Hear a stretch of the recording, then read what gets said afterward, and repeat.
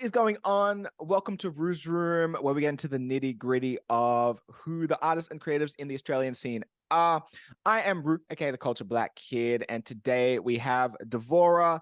She is an Ivorian-Nigerian artist, born in New Zealand, currently posted up in Sydney. Her debut single, Deeper Waters, released in June this year, caught everyone's attention, and she has since been grinding, also featuring on Yawdoesitall's hit Doofenshmirtz, with what I believe is a new joint dropping real soon, real soon, at least, you know, Real according to soon. quiet. Let me do this intro. With a new joint dropping real soon, at least according to our latest IG post. Devaura, how are you doing? And not like a quick DM thread to plan our next game night. How you doing? Like for real. How are you doing? I am good. I am excited and I am hot. It is very hot. And yet we two black people in all black right now. So Listen, black will always be my wardrobe. I don't give it down. Let it be a funeral, a birthday, a wedding. I'm gonna wear black. I don't give it down. Okay. Relatable. I'm wearing black forever. Now that the formal bio is out of the way, kind of, Devaura is one of my favorite people out here. Screw the music, like, period. I first heard about you from our mutual friend TAWANDA in a session that me and him had at the top of the year. He was just, you know, snitching on you, showing a couple of your demos. And the first time I met you was, I'm pretty sure, Anzac Day, when there was like a picnic in the park in Marrickville. And that's when you first showed me Deeper Waters, like a couple months before it released. I remember, you know, towards the end of the picnic, you wanting to leave. And then Yao kept, because he was on the aux, he kept playing like Afrobeat bangers and you kept dancing. That's like the only way to get me to stay somewhere. You need to play like Afro beats or like Afrofusion or just Nicki Minaj, and I will stay. Yeah, and That he is was like, okay, last one. And he plays. last one. I kept on playing, reloading. I said, oh, I think that's like one of the stereotypes that I'm just like, that is so funny that black people will say bye and it will be for like 1 hour. Oh yeah, I gotta leave now, but you're still there. Yes. You'll be in the driveway, then you'll be outside the car, you'll be in the car, you'll be on the phone before you then officially say farewell. But yes. For sure. Well, super keen to get into this conversation today. Now, for those who don't know, we're going to, you know, get a little deep and, you know, that's coming through some questions coming up. But to kick it off before we get into the main part of the thing, let me warm it up by asking, what percentage of yourself do you think your circle really knows about you? Oh, wait. The whole circle? Like inner circle or like the inner circle, the crew. I feel like they know a good 68. Why? Because my inner circle has become a little bit more diverse. I've got friends that are, you know, over a decade. And then I've also made friends like, you know, very, very recently. Like everybody has met me at different times and in different spaces, mentally, emotionally. How much they've learned from me or of me is going to always change. But I think I'm very open. I don't think I'm very inclusive and as mysterious as I would like to be. So I think they know me pretty well. I think they can predict certain things.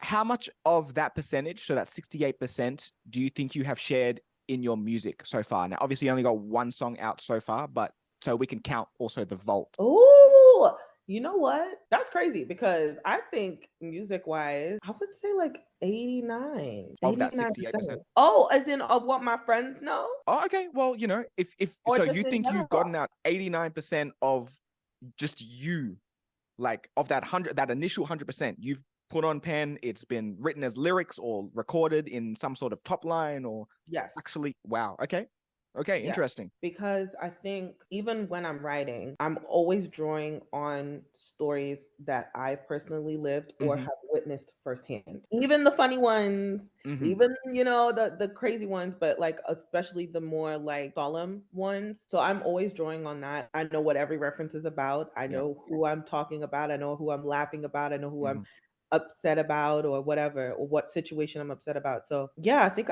I've shared a lot more about my own experiences through music than I have in sit down conversations with my friends. Right. Because you get to be more creative and you can be like, you know, smart about your words. And so yes, I'm open about a lot more, but not it'll probably fly over a bunch of people's heads if they don't really know. But that's what the beauty of like writing and stories are, because whether you relate to it 100% or not, you definitely gonna, we're all human, so you're gonna find some aspect of it that hits you, and you just go from there. A cliche question alert, but do you see music as like a therapy? With my own music, it's definitely like cathartic to get it out, because you have to be so intentional, or at least I try to be very intentional with what I'm writing and how I say it, and even in delivering performance. And you've seen me, We've performing had stuff multiple and conversations about yes, so that. Yeah. you know how I get about that. I'm very like, I need to know exactly why I'm saying it. I find a lot of soothing, or like in terms of my soul and stuff, it's definitely other people's music, because I'm not in my head then. I don't have to unpack what's in my head through my own words. I get to find out that somebody else has experienced that, Yeah. or is putting words to an experience that I didn't think I could find words to. And I think that's just like, that's what's therapeutic about music for me. That even word, like even music with, or songs with no words in them, just the movement and progression of like, I love it. I didn't study music. I don't, I don't know nothing about the, you tell me legato, staccato, I don't know anything about it. Yeah. But I know how music makes me feel. For And I sure. know that I like it. It's a universal language. 100%. Well, what we're about to do now is a little show and tell. It's, taking it back to primary school days. And I'm going to ask 5 questions of Devaura, and she has hopefully got some items with some stories behind it. If not the item, maybe just the story itself, which I will appreciate as well. But Okay. let's get into it as Devaura stressfully looks around her room. So, first question: what is something that represents who you are as a person? I think A light. so fire. I think fire is probably the best thing. That needs to be a gif of you just laughing with the fire, the lights. Just like, I feel like, no, fire is definitely me. I'm an Aries sun, Aquarius moon, Capricorn rising. For anyone that I don't know knows what any of that stuff means. Half the time I don't either, but that's okay. But I think fire, because fire is reflective of how you use it. If you use fire to cook, great. If you're negligent while you're using fire to cook, guess what? You burn stuff. Yes. You burn your house down. You can use fire for warmth. You can use fire to create tools. You can use fire to cleanse things. I act on principle, and I like curating certain experiences, but I really like safeguarding the people that are around me and moving with purpose. And I think fire is like the one element that does that. Like, I mean, they all do. Earth in its own way, it takes mold and water and this, that, but I think fire in its tangible form is probably the strongest way to describe who I am as a person. Yeah. Okay. Cool. Fire. Interesting. Loving the metaphors. All right. Number 2. What is the last sentimental gift you received from someone? Accurately, that would be an engagement ring. But Excuse you. don't talk about that. Excuse you. We don't talk about that. Everybody's time is probably the most accurate. It's the most intent. Like, I don't have that ring anymore, but in terms of what I still have and still cherish, and as a gift, I think has been everybody around me's time and effort, and just being so intentional about being a part of my life. I think that's something that I don't think I will ever be able to repay the people in my life for, ever. I try every day, but that's probably the only real sentimental gift I've ever gotten from people. Don't get me wrong, I get gifts and stuff, but in terms of like, remember me and cherish me as a person, it's definitely been the acts of service, the kindness, and just quality friendship that I've been able to build over time with people. Are you a believer of you get to choose your family? Yes, because I don't have a lot of biological family that I'm connected with at all. Basically, the past 6 years, I've had to be on my own. And even earlier, as a kid, I never really had a strong family unit outside of loyalty to the family. Yeah. Yes, like, that was something I championed. I was like, I'm Mm-hmm. the firstborn of five. Oh my God. Yes, five, Okay. five of my siblings. I'm the firstborn. We're all girls. So Mm-hmm. like, I understand family and, safeguarding that, but I didn't necessarily grow up in the most stable of families of Mm-hmm. or household. When I was out in the world and doing what I needed to do to literally survive, I think the traditional idea of family and safeguarding that does not apply to everybody. It can be a very twisted lie that people hold on to their own detriment. And Mm-hmm. glory be to God, and shout out to people who do have those things, and you should cherish that. You should, safeguard that with all your life For sure. and all your effort. But I don't believe in that traditional aspect of the traditional idea of family. I don't think it serves everybody, especially when half of these people didn't plan, y'all. But Mm. anyways, Okay, no, that and I is don't fair. think half of these people don't even are babies themselves. They're babies that had babies. Like they didn't really never got taught how to be parents. They never Yeah. understood the quirks about that and the nuance that is maintaining a family outside of just two parents living together, or everybody under the same roof. Mm-hmm. Family is so much more than that. Like I remember the first, because I was homeless, and then Mm-hmm. I had amazing, friends that that just took me in, and I got to see what their world was like. And it was just like, you mean to tell me what I thought was family and what I thought was love was never that the Mm-hmm. entire time. And so for, I guess, the first 2 years of that experience on being on my own, I really had to confront the idea that love is not painful. Like love is really not painful. Love is not abusive. Love is not, destructive. Love Mm-hmm. isn't something you have to keep secrets for. Love isn't something that you have to, prove yourself worthy of. And so just the way that my inner circle have just really chipped away at, I want to say, the hard exterior that I had to build to Mm-hmm. be able to withstand an environment has been like so restorative to me, that the way that I view family now, Mm-hmm. like, is so, yeah, no, it's powerful. Like I would literally do anything for my chosen family now. Like there's nothing they could ever do that would ever have me feeling unsafe, that would ever have me looking at myself sideways. They are always pushing me, always. And so that's what I do now. I do that for everybody else around me. I mean, I For sure. always have been, but I'm doing it with so much more intention now, because I'm like, Mm. this is how you love people. This is how you show up for people.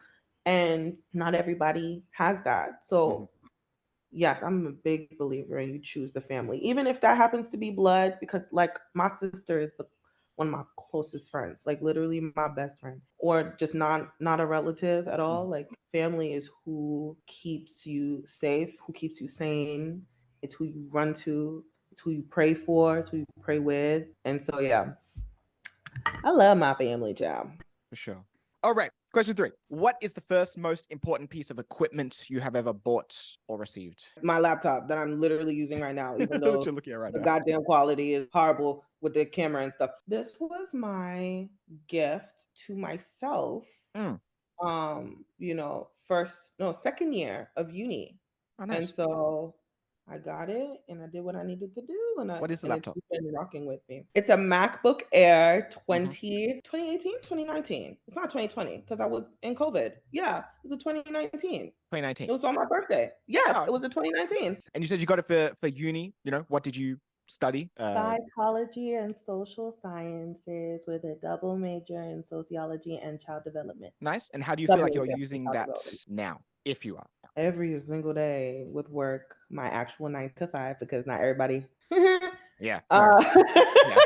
with my actual 9 to 5. Also in recovery for myself and Mm. the way that I relate with people, and sometimes having to step back from a situation and just realizing like, oh my God, this could have been this, or even sometimes just predicting. I actually think humans are very predictable. So it's definitely given me the terminology for Mm. things that I've experienced and things that I've witnessed. It's given me a lot more confidence in certain conversations about certain topics, especially like Mm. with safeguarding the safety of vulnerable people and marginalized communities.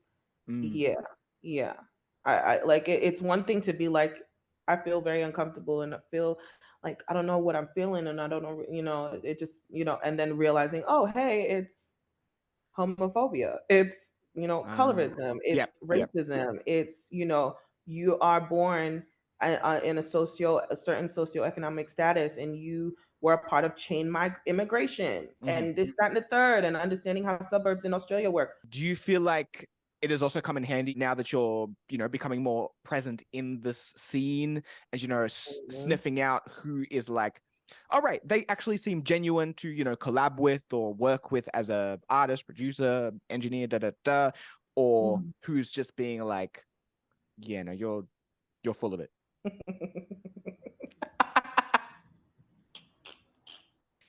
Yes. Okay. It's crazy how oblivious people can be to their own nonsense. It's very, very funny.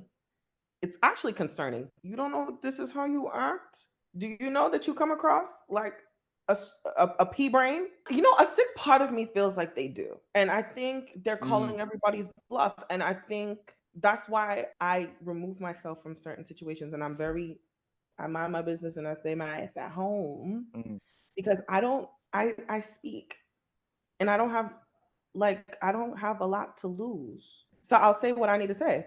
And I think there is definitely tact in how you should deliver certain things. Of course. Don't. Of course. I've learned that. But if you're going to complain about something and about the environment, oh, people are shady. People don't like to work with people. People are, reclusive. People are sitting in on sessions to see what's going on in another person's room and then steal the idea and then yes, you could sit there and say, like, oh my God, that's kind of weird, or that person's very weird. And the way they treated that, that female MC was very, very weird. Or the way they dogged that person out and did that shady thing was very, very weird. But you don't say anything, or you don't address them, or you don't handle, cover the person that's in your circle and tell them and give them, hey, this person, safeguard them. You're a part of the problem.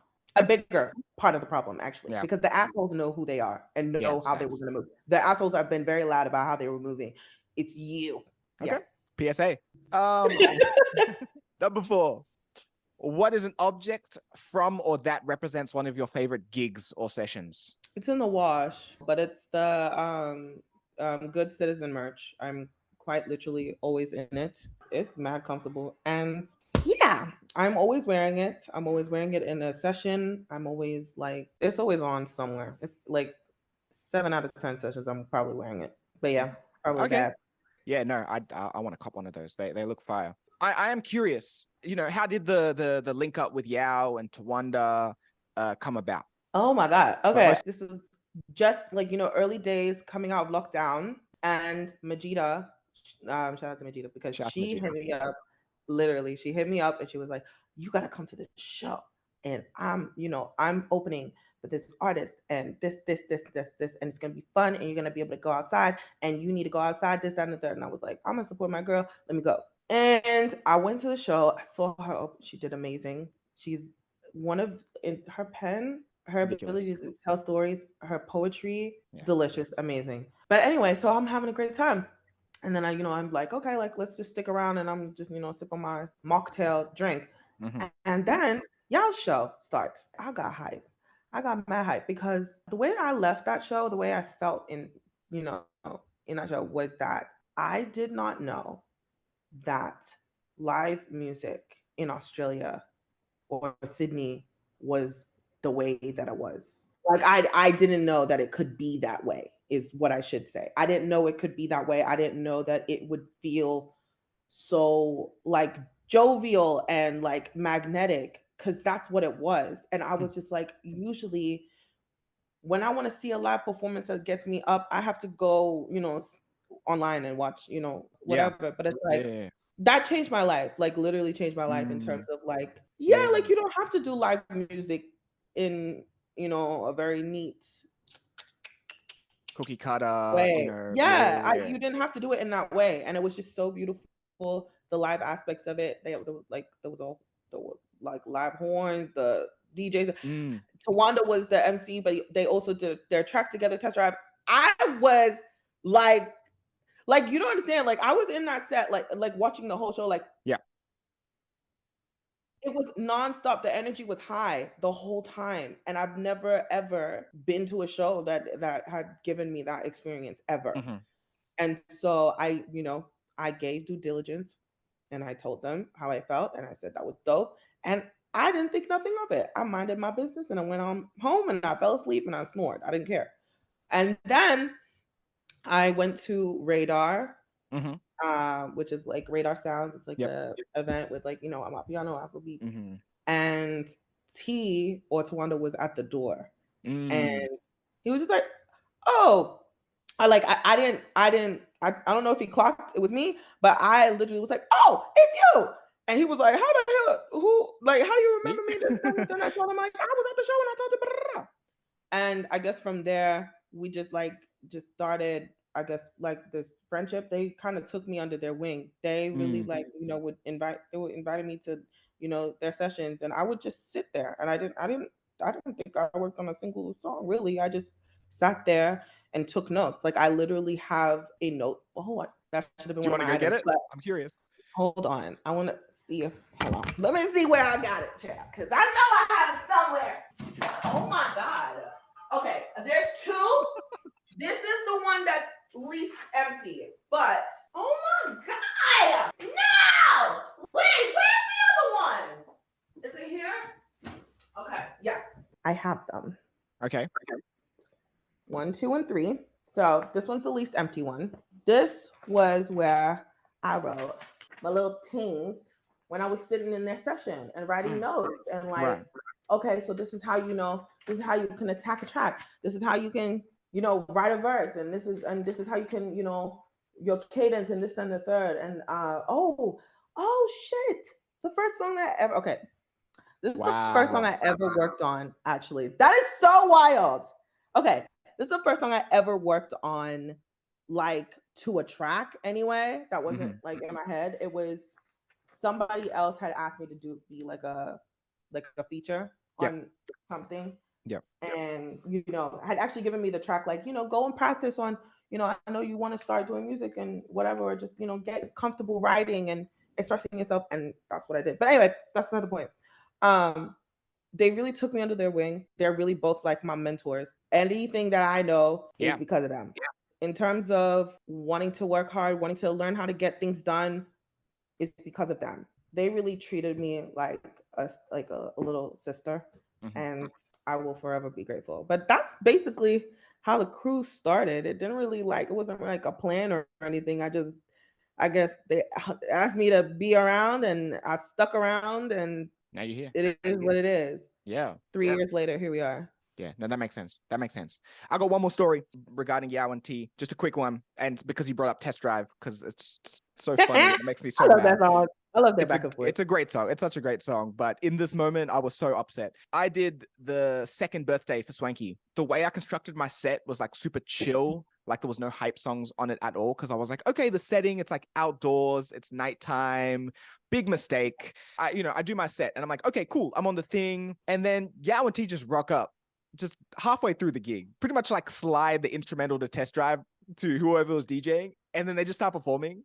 And everyone was going crazy, and I'm like in the back, like, what just happened? What am I looking at now? It made me so bad. That moment inspired me to be like, all right, screw this. I need to write more hype songs for my live performances because I'm sick of having these boom bap chill instrumentals that no one cares and there's no one's hype about.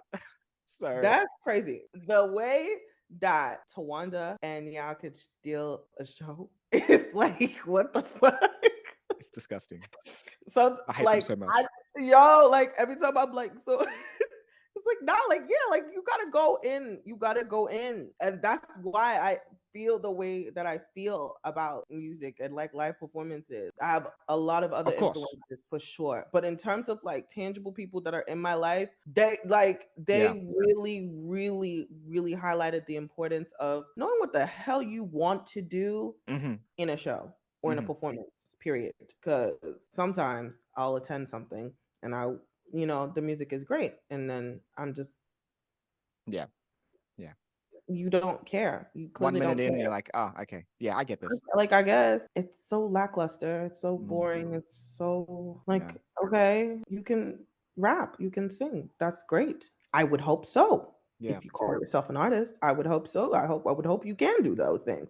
But you didn't curate an experience. You are an underground artist, an independent artist. Yeah. Music is not the only thing that's paying your bills yet. You are Literally. half-assing Yeah. a show that I may or may not have paid $25 to attend. I don't give a damn.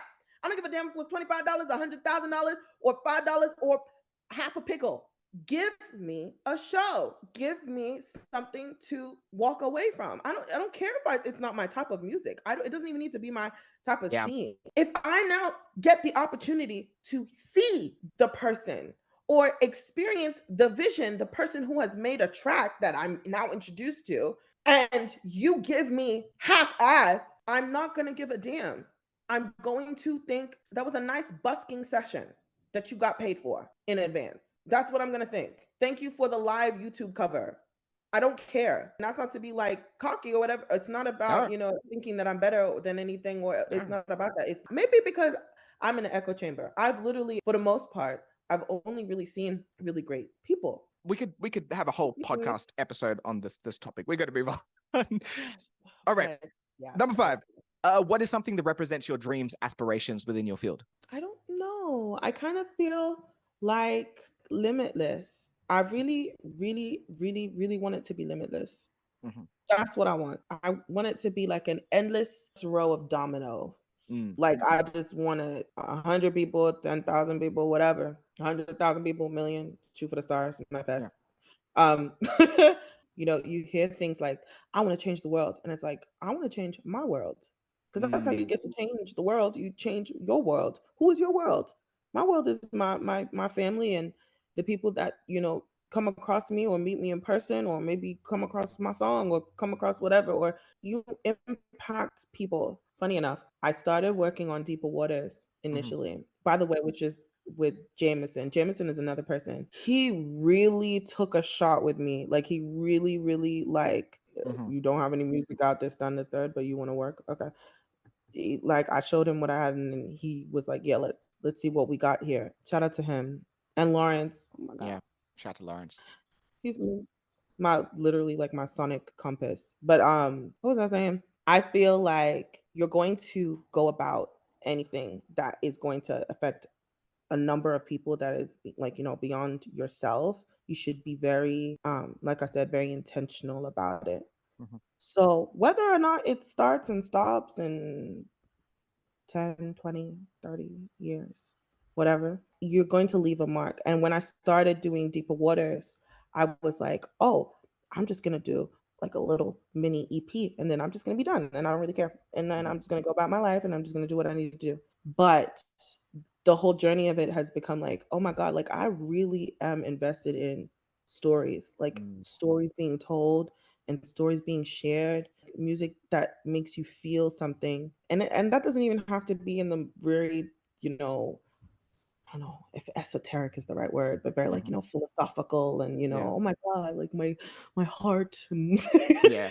it doesn't always have to be so deep and meaningful as whatever, but even just like, superficial experiences, like the way that I want to touch everything, and the way that I want to go about it is that I want it to last beyond what I actively am putting into it. So whether it's, me working on my stuff, or just being in the room with someone else doing their own thing, and, encouraging them, or, helping in writing sessions, or, voice giving feedback, like, I just want to keep doing that.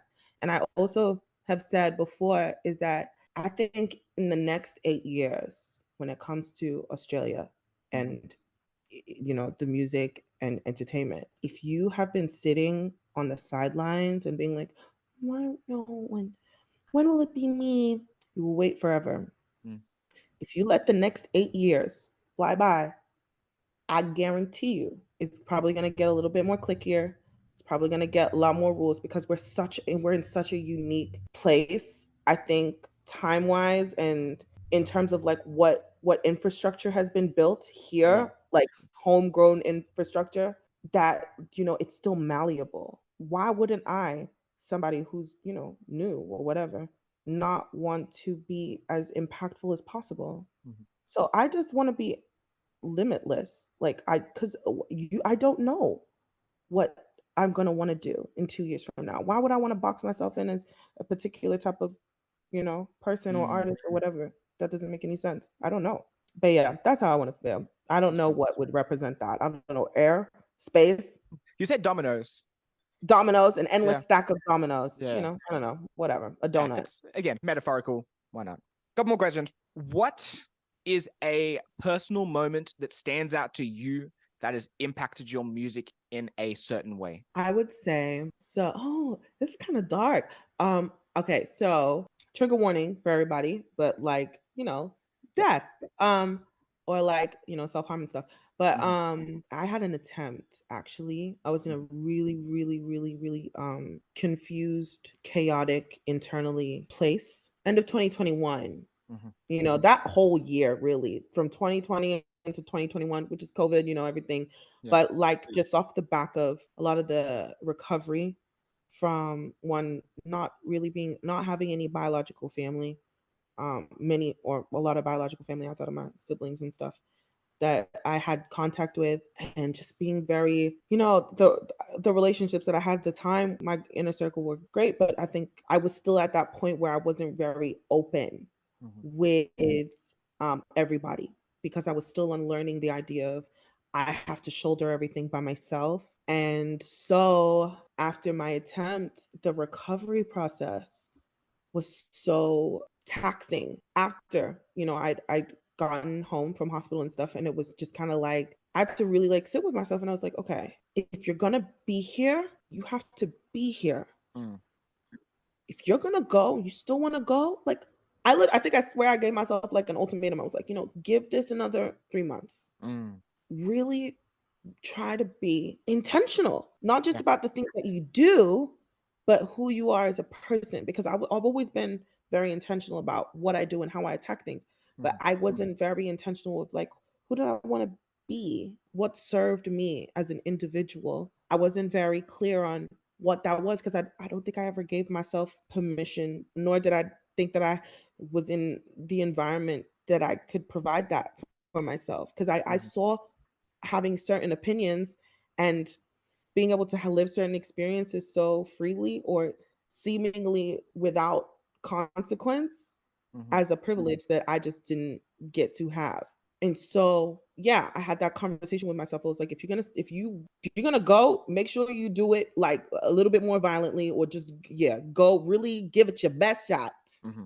Because if you're gonna be here, you owe it to yourself and to everybody that may or may not find out or know about you surviving this, a proper version of you, like an experience of who you are as holistically as a person, not just the person that shows up and bakes cupcakes and shouts at the front of the stage, and like you can't just be that person to everybody. You have to really be you need to be your biggest advocate in every single room. And so that got me to start like just being very intentional with how I wanted to see the world and how I wanted to view myself.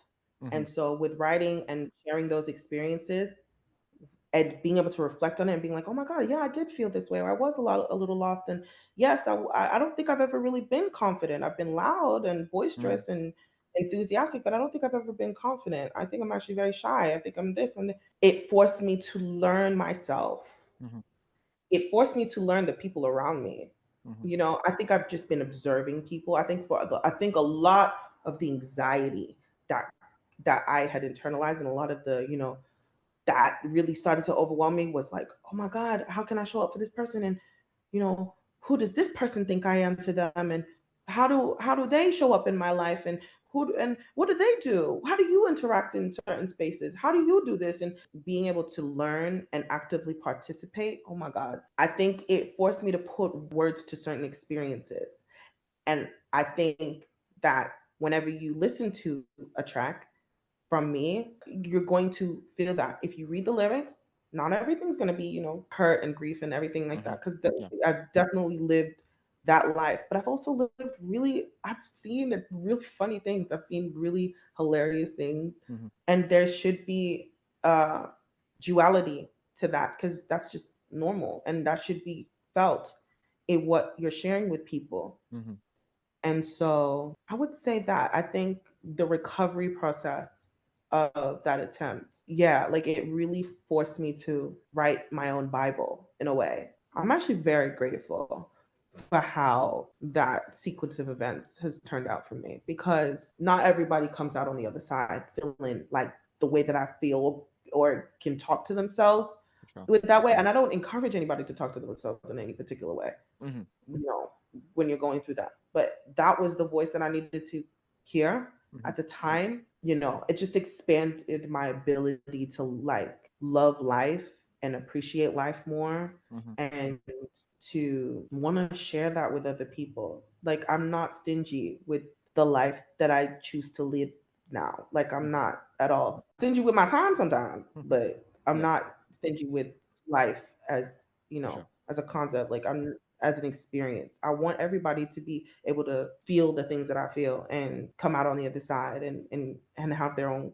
conclusions about that and feel emboldened to share that with other people. Nah, I appreciate your testimony. Yes. Because again, it's something that, a lot of people need to hear and, sit down and be like, all right, what's up? Yeah, I thank you so much. I appreciate you so much again for not just, the fun parts and the laughs, but also, the more serious moments and, the keeping it real, people need to check themselves or, take a moment to reflect and stuff like that.